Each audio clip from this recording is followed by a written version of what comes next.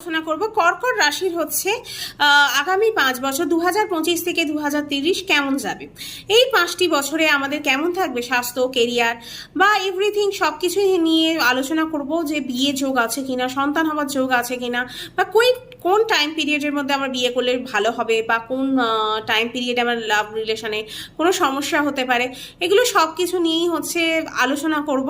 কেননা আমাদের গোছরে হচ্ছে 9টি গ্রহই হচ্ছে আমাদের লাইফে প্রভাব ফেলে, কিন্তু কেউ হচ্ছে প্রভাব একটি ঘরে 1 মাস থাকে, কে 45 ডেজ, কে 2 দিন, কিন্তু এরা আমাদের গোছরে প্রভাব ফেললেও 1 মাসের জন্য প্রভাব ফেলবে।